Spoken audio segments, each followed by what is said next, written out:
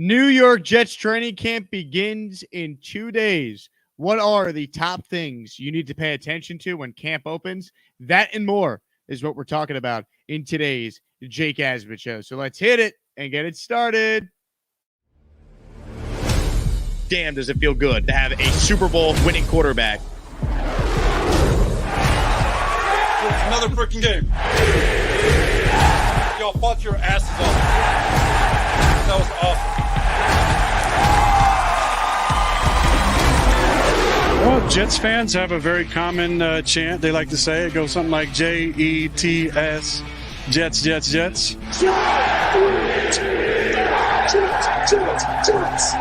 But Jets fans are pretty excited. Hit it! We have Garrett Wilson. Let's freaking go. We have Brees Hall. We are ready to win. Please subscribe and hit the like button below. Super chat, baby. Cut the line. We have an elite defense. You're welcome on the Jet bandwagon. Now, let's talk about the New York Jets. This is the Jake Asman Show.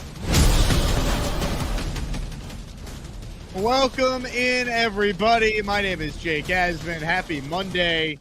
Happy Jets already sold out all their training camp practices day to you. That's right. The Jets in 3 minutes sold out the first 5 practices they had for sale. And by sale, they're free tickets, but for the general public. So the demand is high, and it was official. We already knew it was coming, but the Jets are officially the Hard Knocks team, as the announcement was made by HBO and the NFL earlier today. 2 days from right now, training camp gets underway.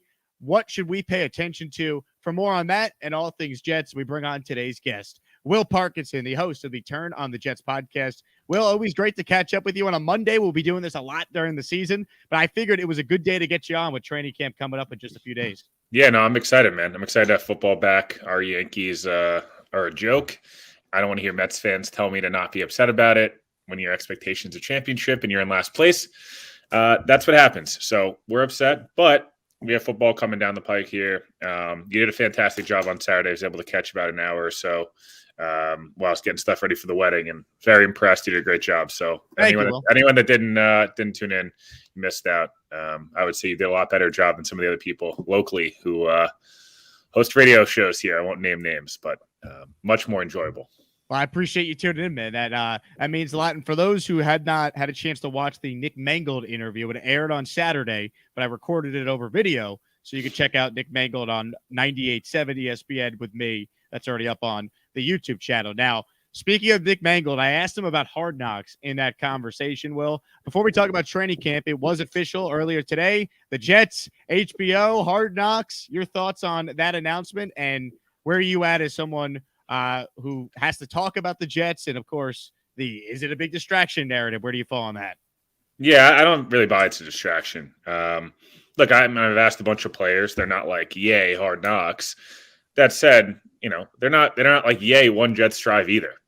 Like, let's be real here. I've been through a lot of training camps in my life, both like playing and covering it, and you're focused on yourself. You're not focused on outside stuff. I remember when I was at Towson, we had Hard Knocks that was on like CBS locally there, and it was like a couple people thought it was cool. The rest of the guys were like, I don't really care. I'm trying to fight for my roster spot. I'm fighting for my spot in the depth chart, etc. So, look, HBO's not out to get the Jets. Are they going to include stuff that maybe more than one Jets drive would? Yeah, obviously. It's not going to be all close-ups of Robert Saleh in the car, just talking how great Aaron Rodgers is. Of course not.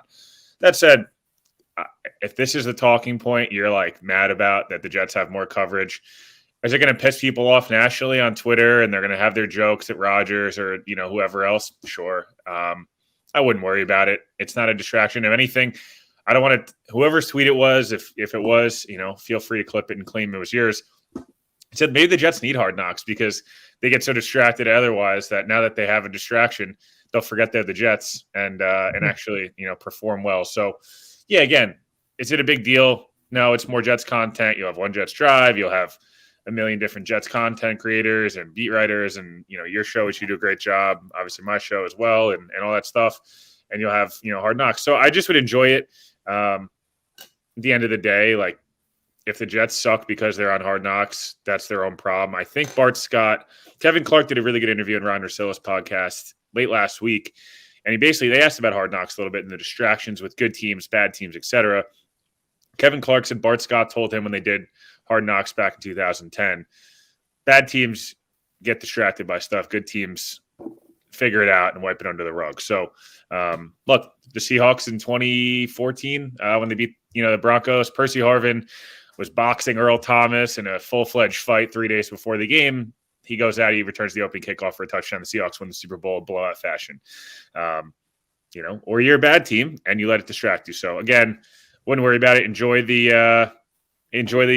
Hard Knocks, enjoy the montages and all that stuff, and go from there. Yeah, I can't wait. It's going to be awesome. And anyone who thinks it's going to be some sort of distraction, I played the Tannenbaum cut on my 98.7 show on Saturday and last week when I was talking about this. I mean, Mike Tannenbaum was the GM of the Jets in 2010. He said Hard Knocks was out of the distraction. You forget the cameras are even there after a day. And he felt like their practices that summer in Cortland were actually a lot better, more intense than he's seen in other years because people don't want to make a fool of themselves on HBO with the cameras rolling. So I thought that was interesting as well. Now, as far as actual training camp, which begins coming up on Wednesday, report day, I'm assuming the first, practice will be on Thursday. As far as some of the immediate storylines that you're looking to see, what stands out? Yeah. So I tweeted out a couple this morning. Offensive line, I'll kind of break them down, I guess. I'll start from least important, I guess, to most important.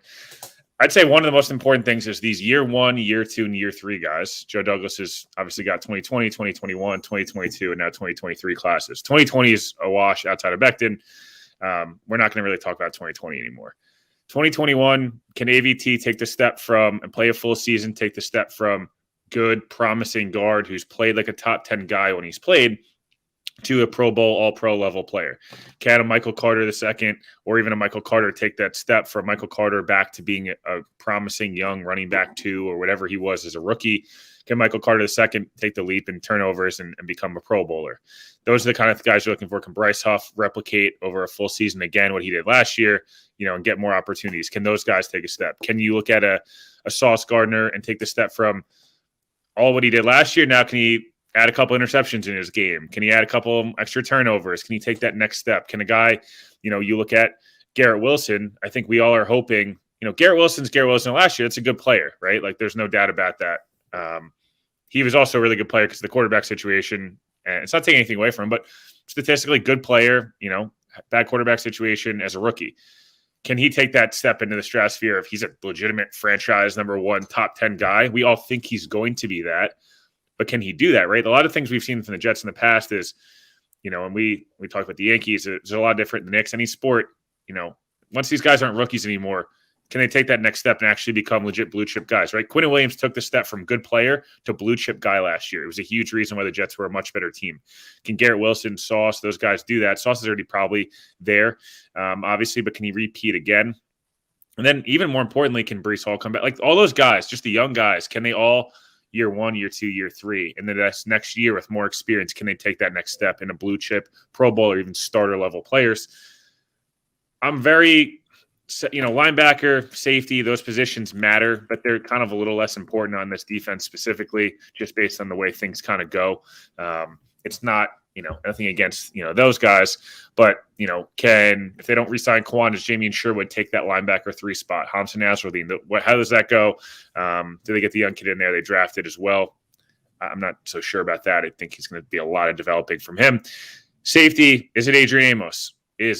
Does Tony Adams, who that building really likes? Every time I ask people in that building, they love Tony Adams. They love to tell you how much they love him. So does he take a step? He filled in nicely for Joyner last year. Again, converted corner, second-year player. We'll see. Adrian Amos, obviously familiar, really good in 20, really good in 21, really struggled last year. And does he still have the legs? Is he still that player? That type of stuff. So those two are important, but I don't think it's the main thing's the offensive line. Zaire Barnes, yeah, obviously, people mentioned Zaire Barnes. I just, if you expect him to contribute day 1, I'd be a little surprised. The offensive line on paper is expensive. It's talented. It's got a lot of guys in a lot of different spots. There's depth everywhere. Fully healthy on paper, I don't see why that's not a top 12 to 15 offensive line, being conservative. The issue is, I think 7 guys last year basically got injured for the season. Dwayne Brown's 38. Mekhi Becton hasn't played in 12 years. Elijah Vera Tucker missed the entire rest of the season last year. Lincoln Tomlinson's on a down year. McGovern is the starting center as of day one. Tittman's a rookie. If you go through it, Billy Turner's getting older. Like Max Mitchell was okay, but he was okay because he was a 4th-round pick. There's just so many variables.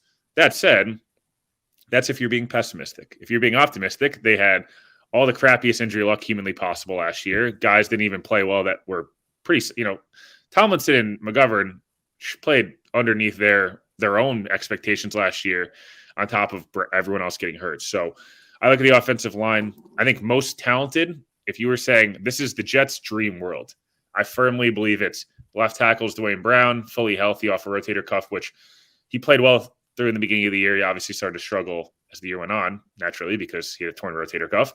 I think you obviously have Tomlinson at left guard, who should be much better this year. Ideally, Tittman's your starter at center. He's just far more talented than Connor McGovern is, and he's got bigger upside in the run game and the pass game. He's obviously a rookie, though. Right guard, obviously it's ideally AVT, just because his ceiling is probably an all-pro level player, whereas maybe he's more of like a good starter at right tackle. That said, if Wes Schreitzer, who started for the Commanders a bunch at right guard, someone of that nature, takes the right guard spot and they need AVT to tackle, they can. That's what I'm saying. Like, and ideally, Mekhi Becton's your right tackle, obviously, and he's backed up by a Max Mitchell, and it's like in-house. There's developmental guys that you drafted. Hopefully you don't have to play Billy Turner. Hopefully you don't have to play these guys. They have depth. I just really think if that offensive line's even solid, just solid, with a really good quarterback, good weapons at receiver, at running back, and a really elite defense, you're in business. They don't need to be amazing, but they need to give Rodgers time. Last year, Rodgers struggled a lot when he didn't, when the Packers offensive line didn't play well. And when they did play well, he was a top 3 or 4 quarterback. So can you find at least a middle ground? Those are just 3 keys I'm looking at it. There's other little battles, but those 3 are the things that I think if the Jets figure those out, they'll be in a good spot.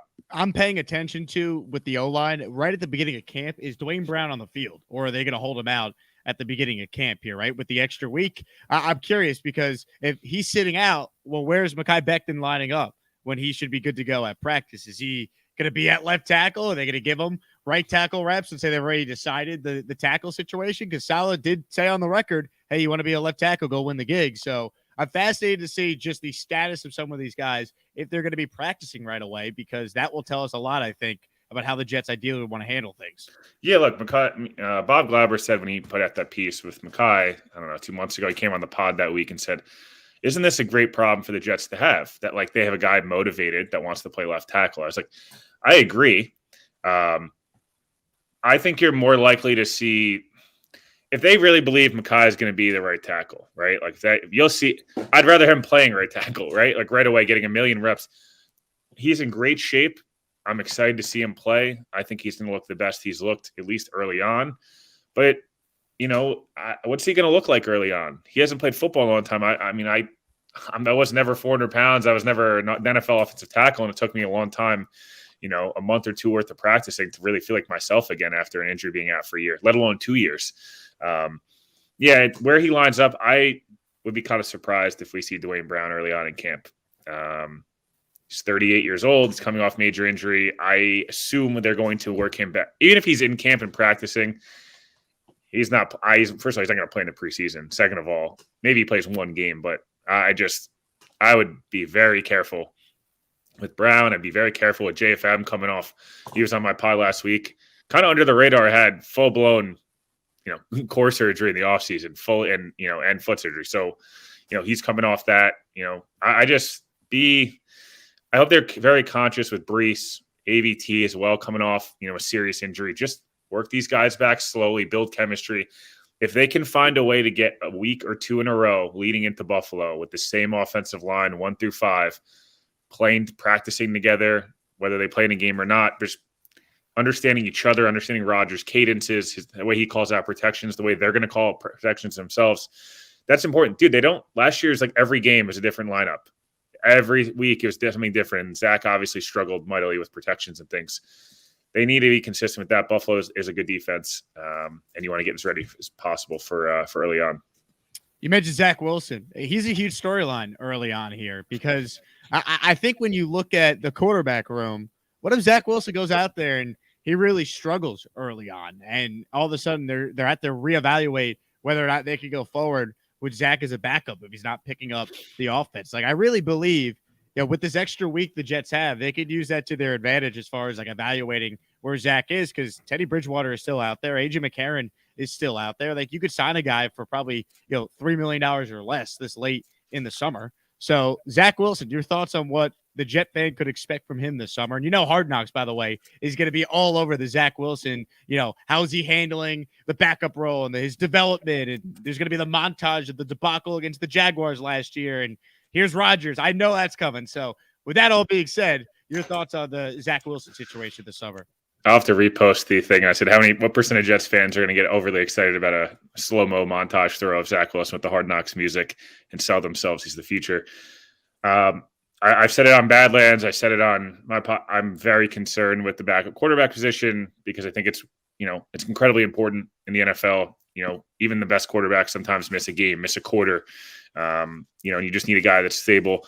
Look, JFM said last week on the pod he could see a big difference in Zach. He feels more comfortable. You can see his mechanics returning to normal and all these different things, which is nice to hear, and I'll post that clip out. I'm very, very curious how this is going to go.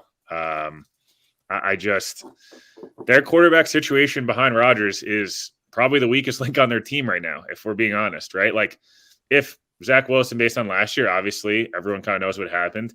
Are you trusting Tim Boyle right now? I mean, I know he's Rodgers' buddy, and like he's kind of your prototypical QB3, right? Like, good locker room guy. Like, I'm sure can do well in practice, but I don't think you trust him in a game. And the Chris Trevler thing is super fun, and I'm not bashing Chris Trevler at all.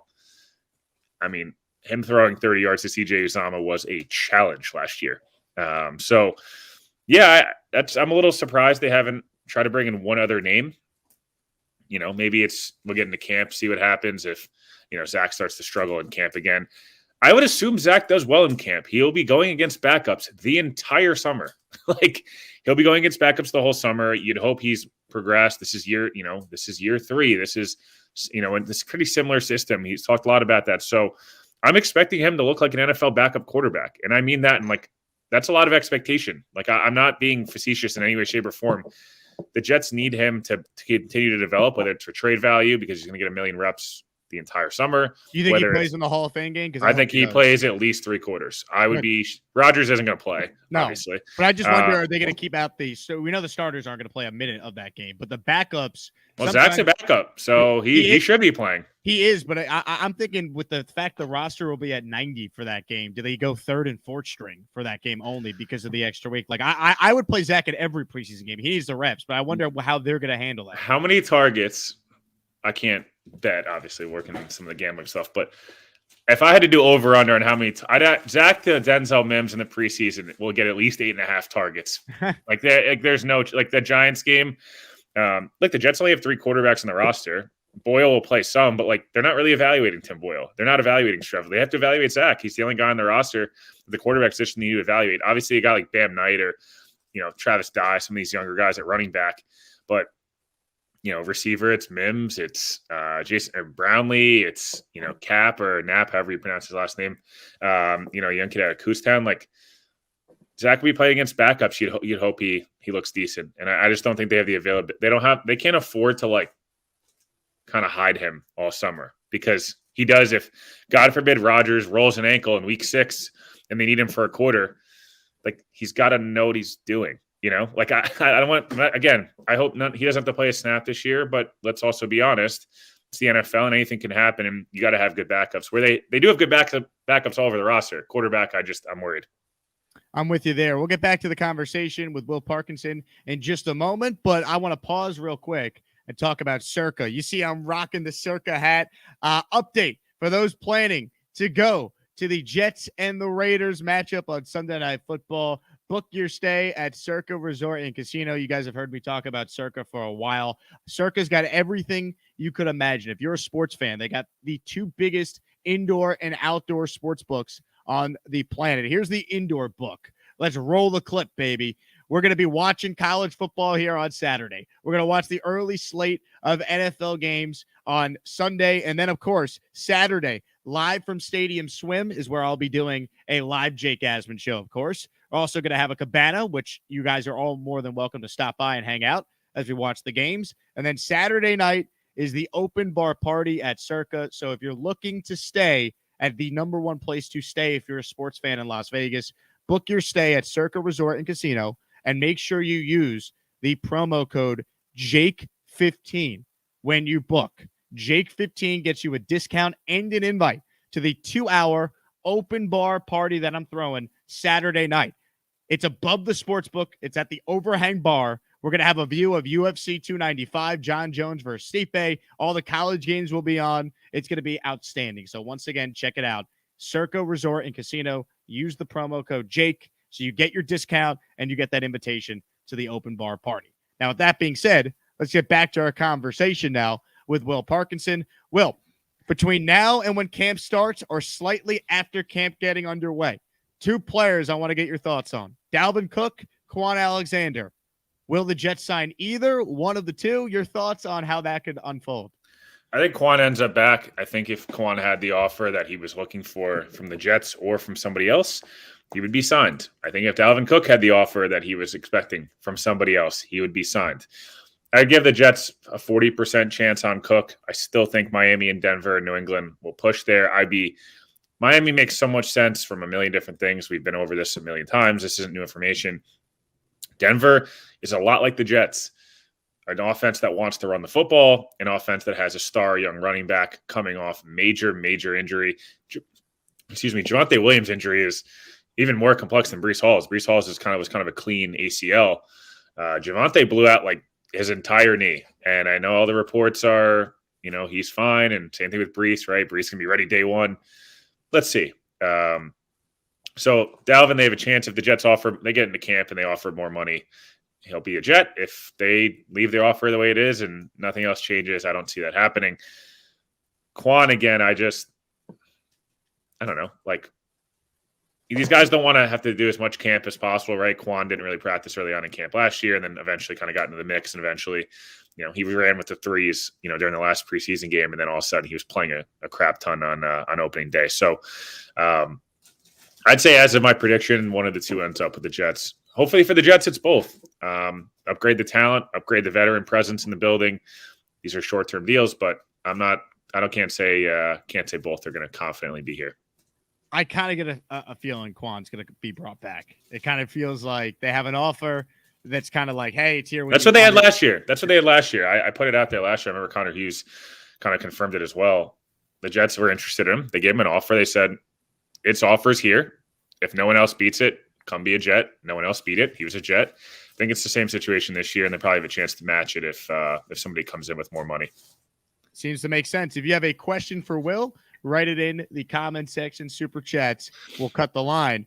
I'm curious what your thoughts were on the Quinnen Williams extension, Will, because no one, I think, was surprised what the money ended up being, but how long it took. It was like, what are we doing here when it kind of seemed pretty obvious this is the amount of money it was going to take to get it done. Now that it's done, your thoughts on how that all unfolded and the importance of getting Q signed, sealed, delivered ahead of training camp.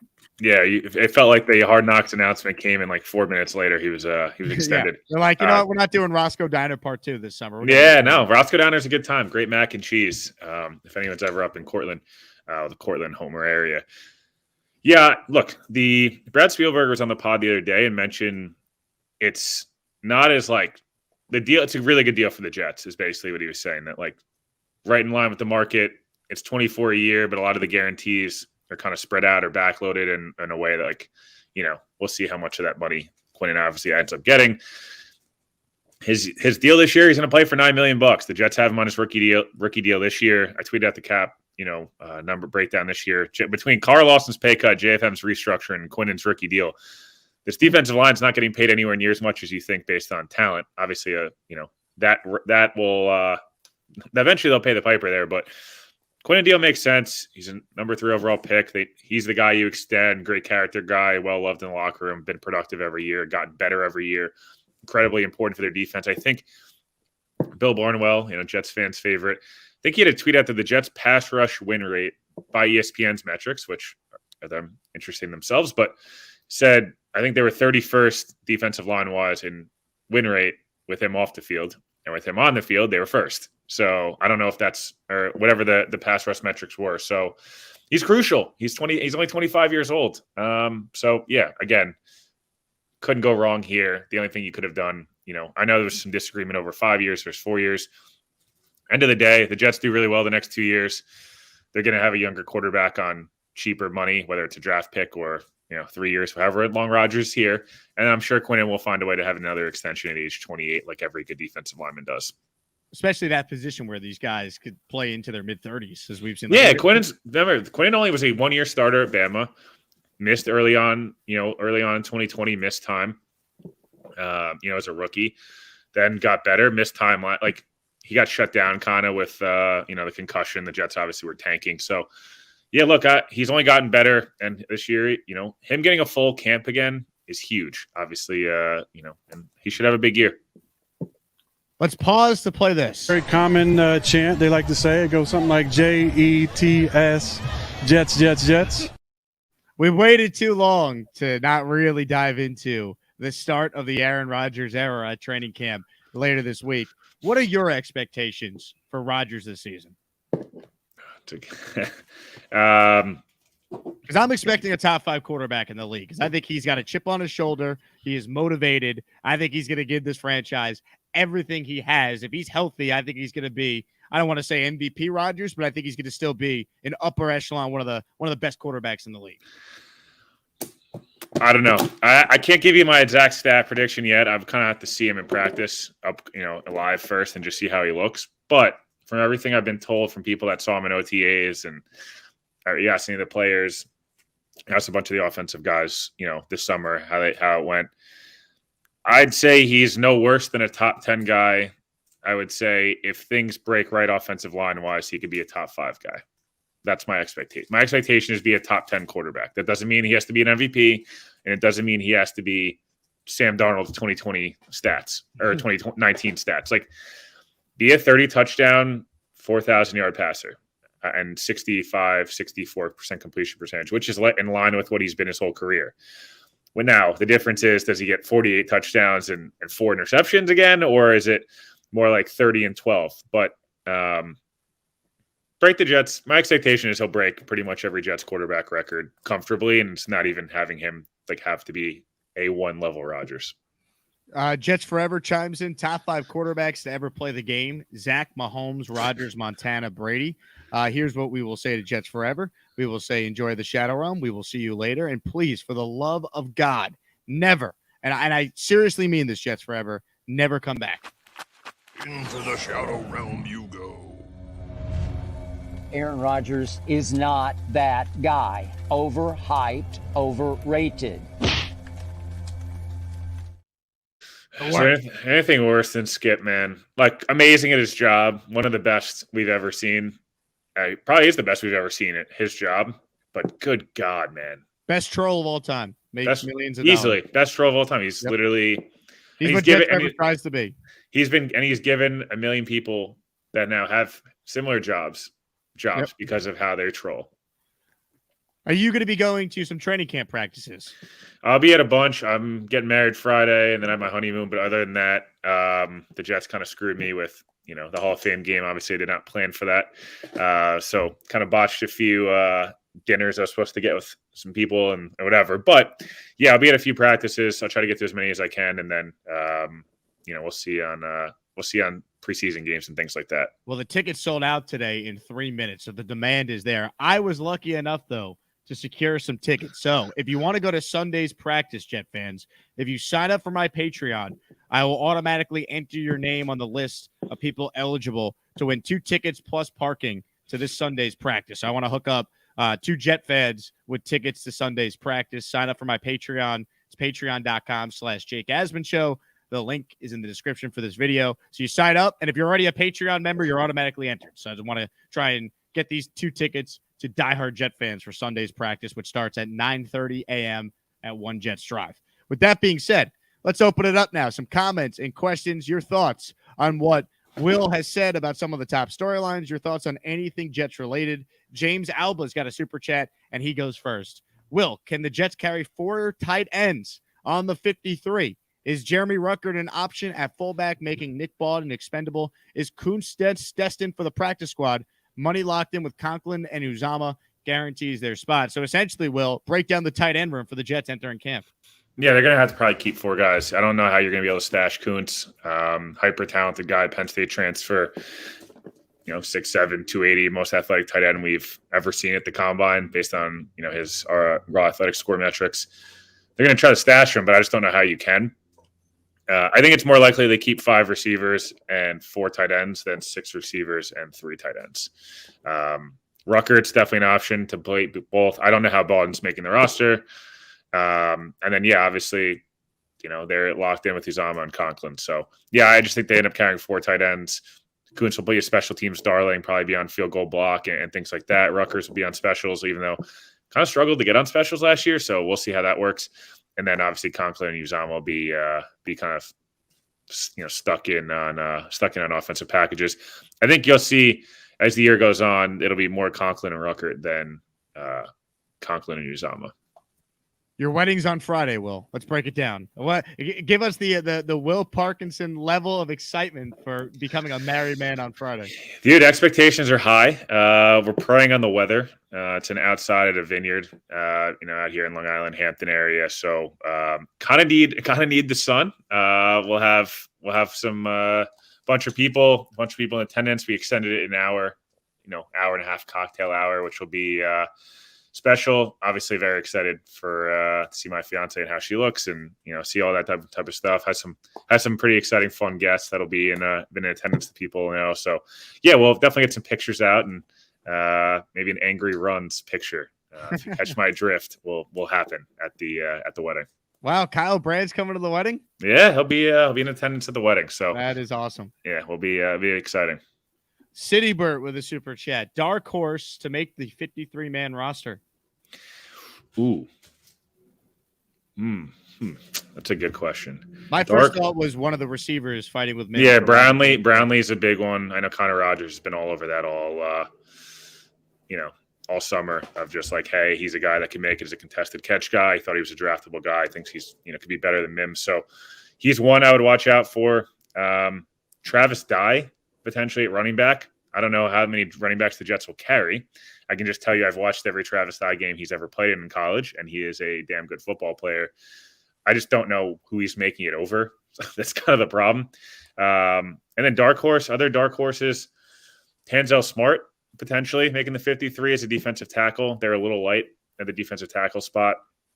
Could he be a 4th guy? I just don't know how they love to carry 10. Maybe he's a practice squad guy. So those are just some names that kind of make sense. Those are a few that kind of come to mind. Michael with a super chat cuts the line. Hindsight, but thinking about if we signed Amari Cooper when we had the chance that you're seeing him top 10 at Madden ratings this year. I mean, obviously the Jets and every other team in the NFL should have paid Amari Cooper $15 million for a 5th-round pick. Everyone in the NFL missed on that, right? But his Madden rating, no offense, has nothing to do with why people missed on him. Just a really good football player, and I think people didn't want to pay him $20 million a year and give up capital. The Browns are willing to, and it worked for them. But Cooper struggled to stay healthy at times, and he's a little inconsistent. So I think people were a little leery at that number. But everyone missed, right? I mean, the Jets obviously with Cooper and Wilson would be in a nice spot, but I guess everyone kind of missed, right? The Patriots missed. They missed again yesterday. So I would say everybody missed. Yeah, I'm glad you brought up the DeAndre Hopkins situation. Best scenario for the Jets because you knew they were not going to sign him themselves. So the fact that he doesn't go to a team in the AFC East and he goes to a non-threat in Tennessee, the Titans could compete with the Jaguars in that crummy division. But as far as impacting the balance of power in the AFC, D-Hop ending up in Tennessee was the best scenario for the Jets. Yeah, that's one of the reasons why the Cook thing is so interesting. Like Dalvin Cook with the Jets means he's not on the Dolphins, right? Or the Patriots. Like it's a win-win there. So that's why I think I've pushed harder for them to sign him more than anything, is because like he's another proven playmaker who's not in your division, whether he's the same player he was a year or two ago or not. No question about that. All right, let's keep going here with some of your comments and questions for Will Parkinson. Well, I know you got a special guest coming up on the pod today. Would you like to plug that real quick? Yeah, Thomas Morstead will be on here in about an hour. So I'll have Thomas Morstead on. JFM was on last week. Vinny Pasquantino, who's diehard Jets fan, Royals first baseman, was on as well last week. Brad Spielberger broke down the Quinnen contract, and then we'll have some other things planned. Might be a live pod from a dinner later tonight or tomorrow. So we'll see how that goes. That'll be I'm not going to plug that though, just because we'll see if it happens. But yeah, Morstead will be on. We'll talk a lot about Braden Mann, his inability to tackle. No, it'll be a good time. Ricky with his top storylines: Breece Hall's recovery, how the safeties are, linebackers. He's a big Zaire fan, and then he wants to see DJ Reed. DJ Reed, by the way, has to be maybe one of the most underrated players in the NFL. Is he casually not underrated anymore because Jets fans have made everybody they've shoved it down their throat that he's underrated? But people still won't accept it. I think DJ Reed will come across great in Hard Knocks. By the way, that will help his. Oh, DJ Reed's awesome. He's unreal dude. Super humble, really really well spoken. I have zero. There's nothing bad. I have nothing bad to say about DJ Reed. Breece Hall, Breece Hall's a huge key. I just don't know how much you're going to see Breece Hall in camp. You'll see some clips of him, but you'll see some snippets. But he's going to. I mean, I would be shocked, truly shocked, if the first 2 weeks of camp you see anything more than him doing work off to the side. Maybe some individual drills. Maybe getting kind of progressing into some 7-on-7 stuff. Him in full contact team is not happening in July. I would be. Maybe they do it, but I would be truly shocked. And then, Zaire Barnes, my piece of advice would be this roster is really damn good. Try to focus on the really good guys that are good right now more than the habit of 2020 Jets where you're so infatuated with these guys that may or may not make the roster and they're a day 3 pick. Let those guys just develop and kind of forget they're on the roster and focus on the star guys right now, because in the past, it's always been the opposite. So I get it. It's my piece of advice. Don't focus on Bryce Hall and Denzel Mims and Michael Carter and some of these other guys as much as focus on this really good roster. Aaron writes in, congrats, Will. Many happy years ahead, bro. You next, Jake. I don't know about me, Aaron, but I am happy for Will as well. Thank you, Aaron. Dan wants to know your thoughts on trading for Josh Jacobs. I forget who wrote a story. It was a bold prediction. It was Mo Morton for Bleacher Report wrote an article just saying the Jets would give up a day 2 pick next year. I don't think they would. I don't think they would invest in a running back that high. They have the 4th lowest positional spending for running back, and they either don't have a 2nd or a 1st round pick next year. If the Raiders were take them off our hands for a 5th rounder, sure. Right, I think a lot of teams would be interested, but for a 2nd round pick or a 3rd round pick, I just don't see the Jets paying a running back like that. If they pay Dalvin Cook, I think Brad Spielberger said probably be something the 2 for 14 range, and most of it would be in year 2, and it'd really be only a certain amount guaranteed all incentive based. So he is a nice player. Obviously, he was awesome last year, and he was a 1st round pick, but I don't see the Jets doing that. VR wants to know your thoughts on Izzy as a running back. Probably the most talented guy of anyone but Breece. I think he's going to be really exciting to watch. I think he's going to be a game-breaking level player. He's also 20 years old. He'll be the youngest player in franchise history to play in an NFL game. So, again, I just would just patient with him. I don't know how much he's going to play or not play early on. I just would preach patience with a guy that's, again, literally not even legally able to drink yet. Let's keep going here. This one is from Citybird. Cuts the line. What's the dynamic been with the new offensive staff? Aaron Rodgers. No, but I mean, the dynamic's been that the coaching staff, from all accounts, you ask players, they feel relaxed. The coaching staff feels relaxed. There's veteran guys that know the system, a Lazard, a Randall Cobb, even Billy Turner up front. There's guys obviously that have been here with the Jets for a long time. There's guys that are, younger players taking the steps. So I think the vibe is Rodgers is in all the meetings. Rodgers is taking care of some of these guys, getting them ready. OTAs are a lot of get to know you, get to know the system a little bit. They haven't installed everything yet. I just don't think we're going to have a clear indication for a little while on the offensive staff. This one is from Jesus, who wants to know, Will, is meatloaf underrated? Yes. Meatloaf is definitely underrated. What type of food we serving at the Will Parkinson wedding on Friday? Dude, so cocktail hour, lobster rolls, bao buns, hot honey chicken sandwiches, obviously glizzies, things of that nature, scallops with bacon, all that different type of stuff, pasta stations, etc. Dinners, Chilean sea bass, filet, or chicken. So kind of straightforward there, but cocktail hour is where all the good eats are at. Nice. That is awesome. Michael writes in, Joe Namath was asked about having a lot of fun back in the day on Hard Knocks in 2010, and he replied, on the field, yeah, sure. Off the field, it was all work. I hope that was such a great scene when Namath visited Hard Knocks in 2010, and he was in the quarterback meeting room, and he was chopping it up with Shoddy and Mark Brunell and Sanchez. And that scene, I know exactly what Michael's referring to. I hope they have Namath at a training camp practice again this summer so we could get him back on the show. That'd be awesome. I hope they have a lot of I hope the Jets continue to bring a lot of these, older guys back. Rex needs to be there, dude. HBO cannot go through this season without Rex Ryan being at a Jet practice, so they could play all the highlights and then show Rex in current day.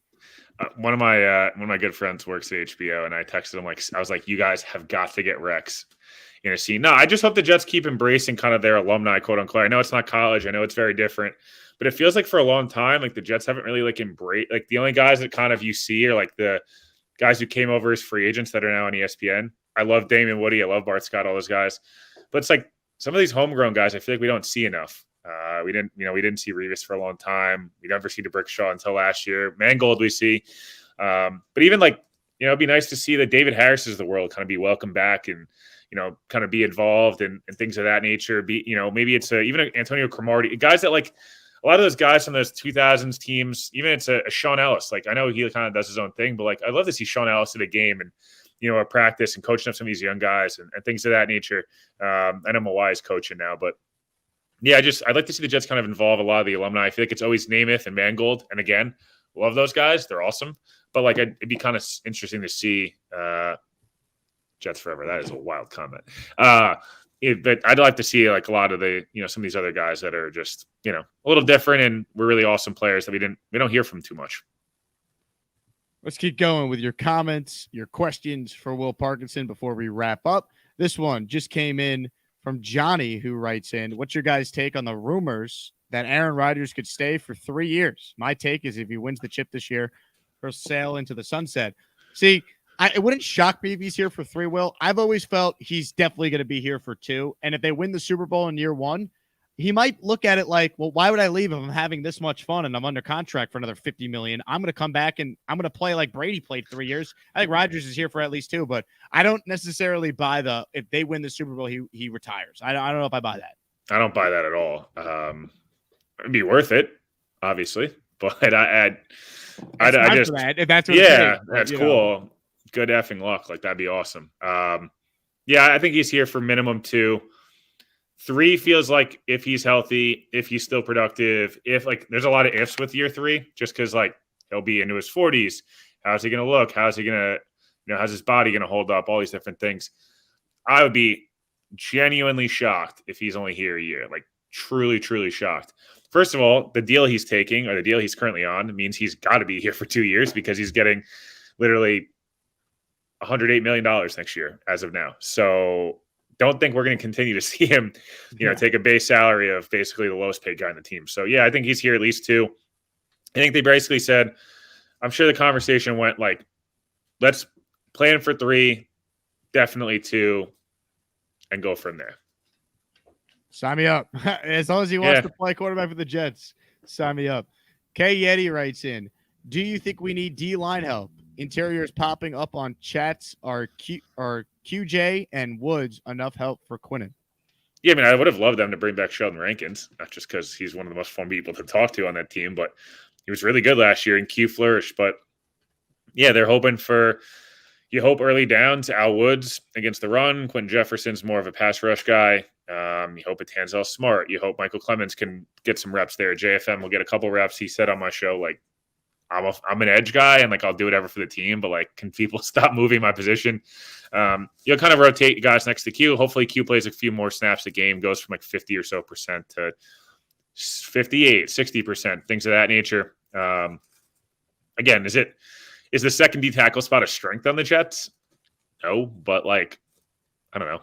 It's if that's the Jets' weak point is Al Woods and Quentin Jefferson, then sure, they'll be okay. Yeah, I don't think the season will be defined by that position in particular. I just think there's so many other more important aspects of this defense. I couldn't agree more. Let's see. This one is from Bonesy, who writes in, Jake, who did your intro music when you were on ESPN New York? That was all the producers. Shout out to producer Julian. He's like, what type of music do you like? And I'm like, to be honest with you, like all types of music. And then the other producer, Chantel, was like, well, what do you listen to when you go to the gym? And I'm like, honestly, I listen to this radio station on podcast or Will's podcast. And then she's like, what music? I'm like, are you familiar with Big Booty Mix? Because that's usually my go-to. Or Big Booty Jams, whatever it's actually called. Nah, Big Booty Mix. Yeah, dude. That's Too Loud, right? Or Two Friends. But yeah, Two Friends. Volume 16, best one by far. There we go. Mr. McMoney says, Jake, are you glad we aren't doing the in-season version of Hard Knocks? Yeah, it's way better to have this version when optimism and hope is as high as it is, instead of the stress of what if the season does go off the rails and then that's captured instead. Yeah, dude. I don't know. That Wentz stuff was really brutal. It was really brutal 2 years ago, and the Cardinals obviously were an abomination last year. The in-season stuff sucks. That stuff people hate because it's like way too much in your face. You're really, truly game planning. The Jets, by the time Hard Knocks is over, right? Like by the time they finish wrapping and filming, they've been prepping for Buffalo for months. Like you're at worst getting 1 week, one team's game prep. During the season, the last thing coaches want to do is have anybody dealing with their stuff, let alone TV cameras. One Jets drive, notice practices aren't filmed. The One Jets drive is not like about practice during the season. It's like random storylines and then the game. So, yeah, thank God.